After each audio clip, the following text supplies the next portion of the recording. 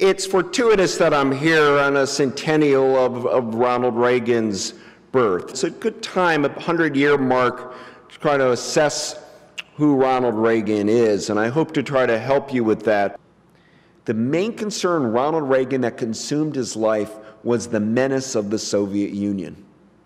And what bothered him about Russia is that nobody had the four freedoms of Franklin Roosevelt. And a lot of people from 1946 of Winston Churchill's Iron Curtain speech up into Reagan in '81, there became a Cold War consensus, which was, we're going to have to negotiate with the Soviet Unions. We've got to have a sense of détente with them. It's a reality. They're a reality. We've got to deal with them. Reagan never accepted the Soviet Union as a reality because he saw them as a totalitarian nation who had held hostage half of Europe.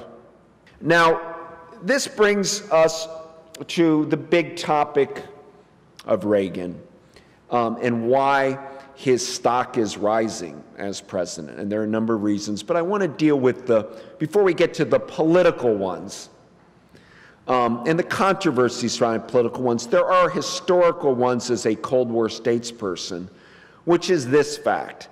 Reagan came into office in '81, and by the time he leaves office in '89, the world is a safer place. If we were doing a ranking of presidents' political influence on America, meaning forget the Cold War and the foreign affairs and all, and I'll talk about domestic politics in a moment. But Reagan, as a political force, is very high. In the 20th century, only FDR is his equal.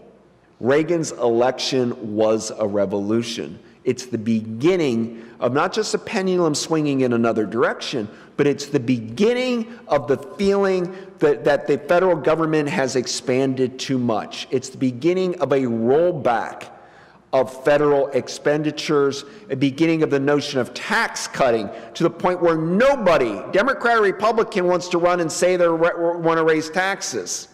And if you do, it's like President Obama today, you better focus it on very, very wealthy people if you're, if you're going to try to do that. What I'm suggesting is Reagan as a political force from 1981 to 2011 on his centennial.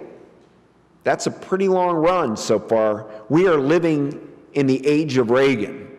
He's not a Mount Rushmore president yet. I don't think there'll be more faces added there.